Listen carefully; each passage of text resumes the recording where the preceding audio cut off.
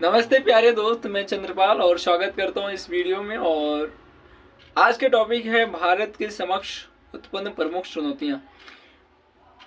इस पर मैं चुनौतियों को प्रकट करने से पहले मैं आइडेंटिफाई कर देना चाह रहा हूं कि ना तो मैं सरकार का पक्ष हूं और ना तो विपक्ष का पक्ष हूं। मैं बिल्कुल निष्पक्ष हूं।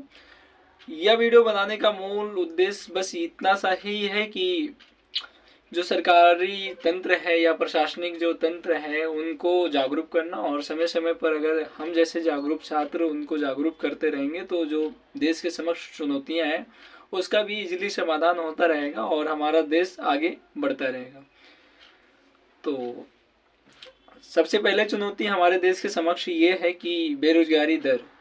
अभी वर्तमान में बेरोजगारी जो दर है 5.2 से लेकर के 5.1 के बीच में बना रहता है। ये 2025 का डाटा है। 2026 में और अधिक होने की संभावना व्यक्त की जाती है, और उसमें से भी ग्रामीण क्षेत्र में 4.6 ही है, लेकिन शहरी क्षेत्रों में बढ़ करके वही डाटा हो जाता है, 6.9 के करीब में पहुंच जाते हैं। अगर औसतन हम लोग देख लें तो 5.5 के परसेंटेज में है। इसका मतलब ये है दोस्त कि अगर 100 लोग नौकरी की तलाश करना चाह रहे हैं या मांग रहे हैं नौकरी, तो उसमें से 5.5 लोग को नौकरी हमारे देश में नहीं है। तो ये हुआ परसेंटेज इसका। और बेरोजगारी का आशय भी अगर मैं इस एक लाइन में स्पष्ट करना चाहूँ तो बेरोजगारी नौकरी मांगने की इच्छा होते हुए भी अगर नौकरी नहीं मिलती है तो वो बेरोजगारी है। आप अगर पढ़ रहे हैं और नौकरी मांगने की कोई इच्छा नहीं है तो आप बेरोजगार नहीं है।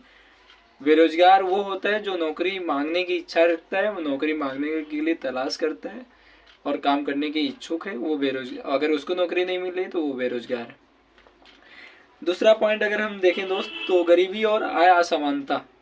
तो ये दूसरा पॉइंट है, गरीबी और आय असमानता। अभी 2025 में 10 दिसंबर को एक नया रिपोर्ट आया था, जिसमें इस रिपोर्ट में आया कि 1% लोगों के पास में 40 से 50% संपत्ति है देश की, और निचले 50% लोगों के पास में देश की संपत्ति 3 से लेकर के 6% के बीच में था।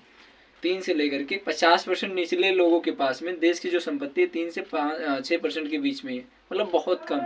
1% के पास में 40 से 50%, दूसरे के पास में 3 से 6%, बहुत कम है ना। और आय कमाने की अगर बात करूं मैं तो देश में जो आय का कमाते हैं 10% लोग 58%, मतलब 60% आय कमाते हैं, 2/3 लगभग। और 50% निचले तबके के लोग या